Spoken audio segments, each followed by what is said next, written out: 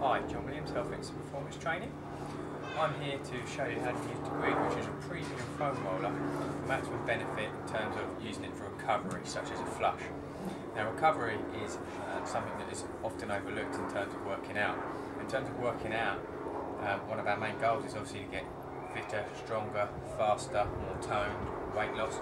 But all of these things actually happen when we're resting and recovering. So it's really important to give our body the best chance it has to recover. And one of the ways to do that is to help lengthen our tissues and remove toxins and waste products from them once we've had a hard workout. And this is a fantastic tool to doing that. One of the key benefits of a Grid versus any other foam roller is it's hard in aligning.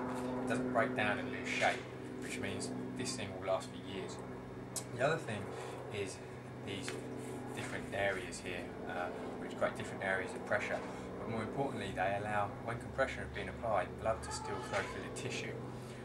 Foam rollers that are solid can create pockets of pressure within the blood and the blood vessels, which isn't a very nice sensation. It doesn't do them much good as well, but these little bits allow that blood to still flow through. So what I want to show you today is like a full body flush. Let's assume you've worked out hard, and you want to recover your muscles to give them the best chance of healing and not being sore the next day. So let's start. I like to work in a systematic fashion from foot all the way up to head. So we start down at the soleus or the calf region. You can start with one leg on and just roll it through. You'll notice I'm moving quite quick because this is a recovery flush. What I'm not doing is looking for deep tissue. Okay. Now I can get different areas of the calf by pointing my toe in. So I'm now on the more what we call the inside or medial aspect of the lower leg. So I can turn it out and go outside the calf, lower leg. Now I can roll all the way up to the back of the knee. Now if I want more pressure, I can just put this other leg on, just do the same, flush it through, and test it. And then we can use hamstrings, so you can sit with it just above the knee. You never really want to apply pressure over a joint, hence why I've picked it up to move it.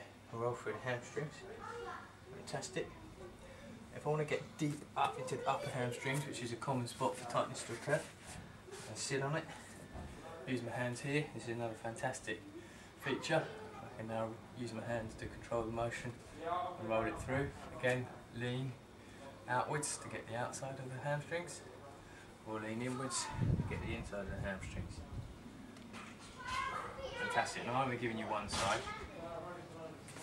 Now I can flip over onto my front, hang one leg out, Grid 45-degree angle, just above the knee.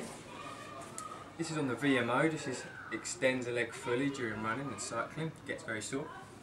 Plank position, you can support with your knee on the other leg, toe turned out, roll inside thigh.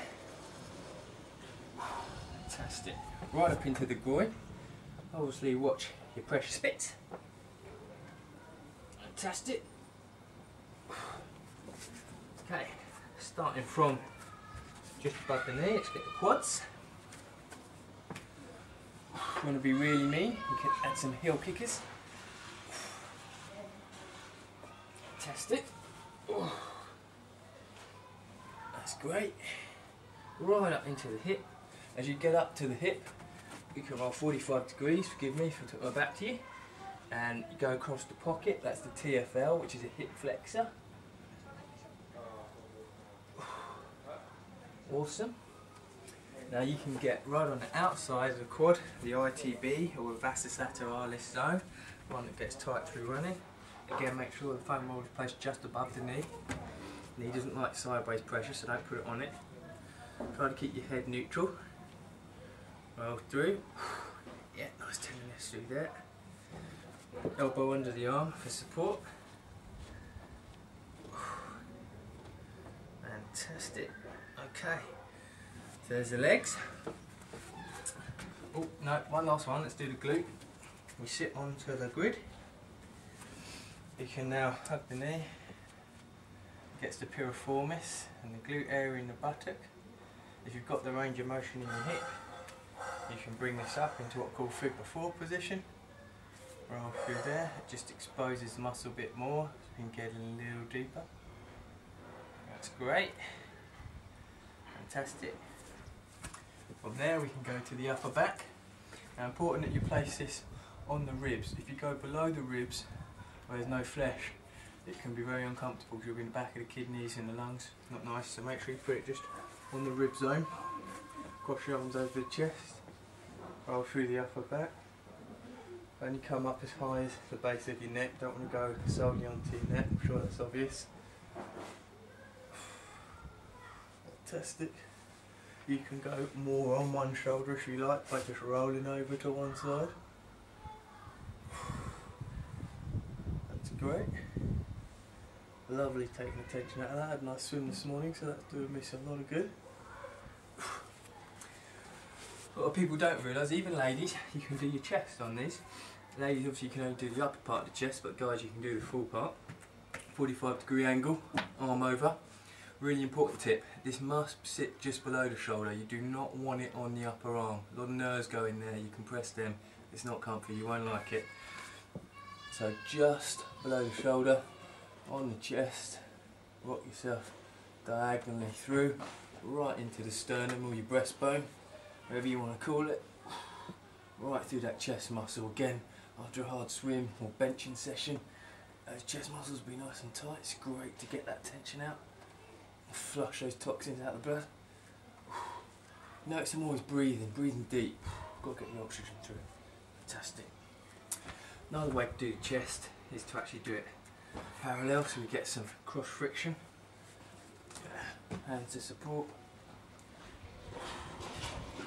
Fantastic. If you want more pressure through it, just put your knees off the ground. Now lastly we can do the lat, another swimming muscle, strong back muscle. Again, keep the thumb up, exposes the lat better, grid just below the shoulder. Knees tucked in, nice comfy position, use your hand on the grid to help roll it through, extend through this arm. If you're quite comfortable with the pressure, you can take one leg over, straighten the below leg and just get a little bit longer. Now try to put this shoulder back as it exposes the lat a little bit more. Fantastic. And there you go. That is a nice way of having a full body flush post exercise. If you do a little bit of stretching after that as well on the key tight muscles, you really have done your body some good, helping it recover for the next day so you can work harder, get fitter, faster, stronger. Thanks very much for watching.